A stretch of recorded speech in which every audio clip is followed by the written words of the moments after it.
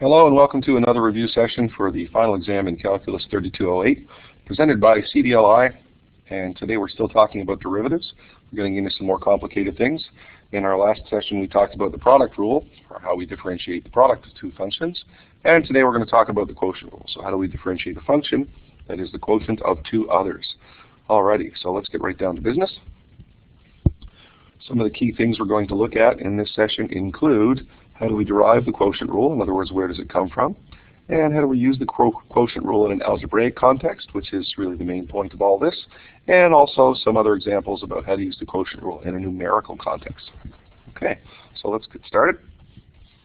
So first of all, we can represent any quotient of a function, q of x, as f of x over g of x, as long as the bottom function g of x is not allowed to be 0, because that would be a non-permissible value. Okay, so we're going to assume at this point that if you're watching these videos, or that if you've done the course in sequence, that you did, of course, the product rule before you did the quotient rule. So to help us derive the quotient rule, we just kind of cheat a little bit and use the product rule to get there. So I'm going to rearrange this equation to look like this one, simply by multiplying by g of x. So now what I have is a product. But let's keep in mind that what we really want to get is q prime, the derivative of that quotient. So we'll work through here with a little algebraic trick to get there. So according to the product rule then, the derivative of f would give us this stuff. Derivative of the first times the second plus the derivative of the second times the first. Okay, so then what we can do is just take that line that we have right there and just rearrange by subtracting this term and then dividing by g of x to get q prime of x by itself. Now, we don't usually want to write a rule for a derivative of something like q, which is a quotient, and have the actual quotient itself inside there. So what we'll do is we'll just, now that we have everything done in terms of a derivative of f and g, except for that one little spot, we'll just go back to the beginning and remember that q was f over g in the first place. So I'll replace that right here. Okay, so that'll create a couple of fractions in the numerator. So we'll look at that together here. And they're divided by g of x, and we'll say that that's multiplied by the reciprocal of g of x. Then we'll get a common denominator for everything that we have inside here, which will look like g of x, and then I'm going to, multiply through by 1 over g of x, and then get a common denominator of g of x all squared, adding my two terms together, and I get this formula. So the way that I usually remember this is in a similar sort of mnemonic that I use for remembering the product rule. I say for the quotient that it's the derivative of the top, or the numerator. I usually say the top to myself because it's quicker and easier, multiplied by the bottom, which was g of x. And then we subtract the derivative of the denominator times the numerator. Oops, I forgot my of x there, didn't I? So g prime of x times f of x, all divided by the denominator squared. And since the denominator is g of x, we'll just say that that's g of x all squared. So basically it looks just like that. So thinking quickly, if I have q that's the quotient of any two functions f and g, we usually just think f prime g minus g prime f all over g squared. Okay? So let's see how we use that in an algebraic context now. So here are a couple of functions that we want to differentiate. So for the first one, we're going to have dy over dx. And we're dealing all with polynomial stuff here, so fairly straightforward business.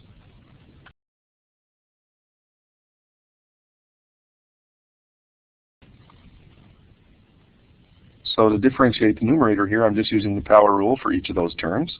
So in my numerator, I will have 15 x to the power of 4 minus 8 cubed plus 15 x squared plus 2x plus 7.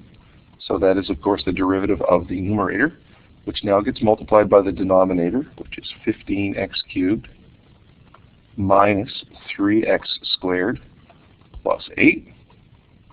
And then I have to subtract the derivative of the denominator, which here will be 45x squared minus 6x, and multiply all of that by the numerator again, which was 3x to the power of 5 minus 24x to the power of 4 plus 5x cubed x squared 7x minus 9. So all of that then becomes the numerator of the derivative of this quotient, and it's all going to be divided by the square of the original denominator, 15x cubed minus 3x squared, plus 8 as well, and it's all squared. So that's our really fancy looking derivative for this. Looks really complicated, but without that we'd have to use some sort of division technique or whatever, and we get something that's still fairly complicated for differentiating this stuff up here. So quotient rule allows us to actually get that done. Here's a nice common thing to do. So we're going to mix stuff up with some radicals instead of exponents in the second one now. So I'm going to first write this so that everything looks like power functions. So it's x to the power of 1/3 minus x cubed all over x to the power of 4 plus the square root of x is the same as x to the power of 1/2. So then we're going to find our first derivative here. So f prime of x for this business will be the derivative of our numerator, 1/3 x to the power of minus 2/3 minus 3x squared. So that's the derivative of the numerator multiplied by the denominator, x to the power of 4 plus x to the power of 1/2 minus the derivative of our denominator will be 4x cubed plus 1/2 x to the power of negative 1/2, and multiply that by the numerator, x to the power of 1/3 minus x cubed, all divided by the denominator squared. So it's x to the power of 4 plus x to the power of 1/2, all squared. So that's about as simple as that one's going to get, unless we want to get some rather complicated expansions for this. The one thing I would require that my students do for a simplification on that is just to write it all again with no negative or rational exponents.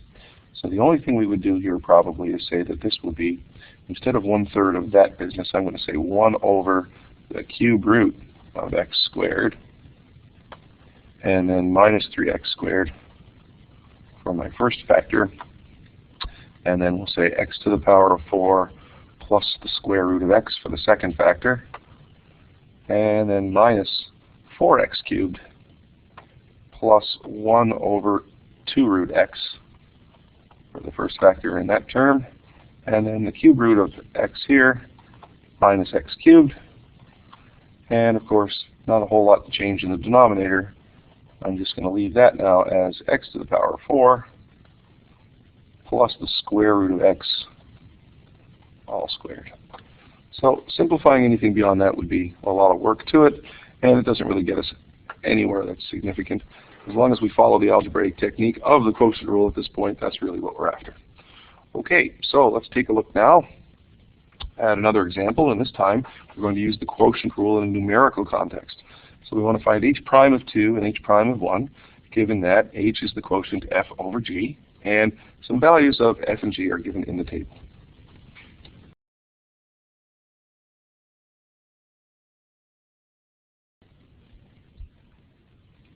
Alrighty, so if we want h prime of 2, a quick way to think about that, since it's a quotient, h prime of 2 should be, where f is the numerator, f prime of 2 by g of 2 minus g prime of 2 by f of 2 all over g of 2 squared.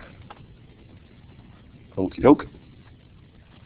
So that will then give us f prime of 2. So we're looking for all these values here where x equals 2. So f prime of 2 is negative 3 times g of 2 looks like positive 2 minus g prime of 2 looks like negative 4, and f of 2 is 4. And then all of that has to be divided by g of 2, which was 2, squared. So that will give us negative 6 plus 16 all over 4. So that's 10 over 4, or 5 halves. Whoops, 5 over 2, excuse me. 5 over 2. Okay, so the other one we have to evaluate, we're asked to look for, is h prime of 1. So h prime of 1 will of course be f prime of 1, g of 1, minus g prime 1 times f of 1, all over g of 1 squared. So that's going to give us, looking now in the row of the table, where x equals 1, f prime is equal to 5, g is equal to 8. And we're going to subtract. G prime of 1 is a 1, and f of 1 is a negative 1. And we're all divided by g of 1 squared, which is going to be 8 squared, or 64. So this is 40 plus 1 over 64, or 41 over 64. And we've got it. All right, so there's using it in a numerical context. Now we'll do something similar, only we have to be able to decipher some meaning from a graph instead of just reading values directly from a table. So we'll first get p prime of 1 here. Oops, these should not be written as p. They should be written as q prime of 1, excuse me, and q prime of 5. So q prime of 1, my q's are starting to look like g's on me here. So the derivative of q at 1 will of course be f prime 1 g1 minus g prime 1 f1 all over g of 1 squared.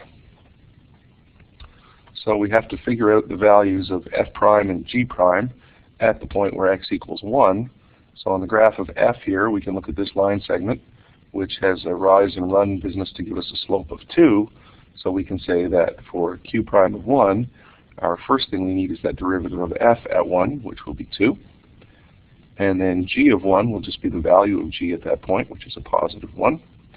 And then we subtract the slope of g there, which along this line on that segment looks like it has a slope of negative 1 to me. So we've got minus 1 for that one. And then f of 1 is going to be a y-coordinate of 2, all divided by g of 1 squared. So g of 1 squared here is going to be 1 squared. So this will give us 2 plus 2 over 1, or a value of 4. Okay, let's go after q prime 5. So q prime 5 here will be f prime 5, g of 5, minus g prime of 5, f of 5, all divided by g of 5 squared. So that's going to give us, let's have a look now, at the point where x equals 5. So here's 1, 2, 3, 4, x equals 5 right about here.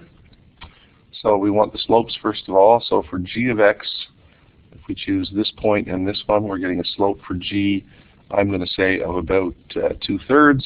And for f of x, let's look on that same interval. Let's choose these 2 points. Look fairly good to read. I'm going to say slope of minus 1/3 for f. So f prime 5 we'll say is negative 1/3 times g of 5, which looks like a 2, minus g prime of 5 we said was 2/3. And f of 5 looks to me to be about 3 units high. And then we'll divide all that by g of 5 squared, and we already said g of 5 was about 2, so g of 5 squared is 4. So this will be minus 2/3, and then minus 2, all divided by 4. So if we run the numbers on that, that looks like minus 6/3 all over 4, which is the same as minus 6 over 12, which reduces to minus 1/2. So there's our value for q prime of 5.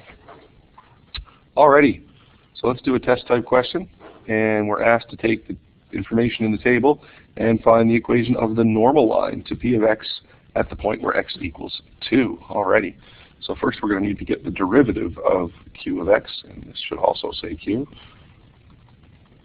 So we've got to get the derivative of q of x at the point where x equals 2. So q prime of 2 is going to be f prime 2 g of 2 minus g prime 2 f of 2 all over g of 2 squared. So f prime of 2, we can see from our table, has a value of 3, and g of 2 has a value of 2. Then we're going to subtract g prime of 2, which is 1, and multiply that by f of 2, which looks like a 4. And that's all divided by g of 2 squared, which is going to be 4. So that will give us 6 minus 4 is 2 over 4 for a slope of 1/2. I want to find the equation of the normal line, of course. I'm going to have to use the reciprocal of that slope, so -2 outside of x minus 2 plus the y coordinate we want will be at the value of q of 2, and q of 2 will be equal to f of 2 times g of 2. And from this table, f of 2 is a 4, and g of 2 is a 2, and that gives us a total of 8. So, looks to me like that's the equation of the normal line that touches this curve at x equals 2. Okie dokie. Next is the your turn question. So, a couple of derivatives for you to calculate there using quotient rule. Nothing as ridiculously complicated as the ones that we saw earlier, but these are pretty standard fair quotient rule questions. So pause the video and have a go with those. I'm going to flip on to the solution. And here's the solution and fully simplified form for each of these. So to whatever degree of simplification your teacher is requiring, you can get as far as you need to stop, but at least with the fully simplified form here, you can check your answers at every stage. And let's take a look now at the key ideas for what we have. So the key ideas here say the quotient rule for differentiating f of x over g of x is, as we said, f prime g minus g prime f divided by g squared.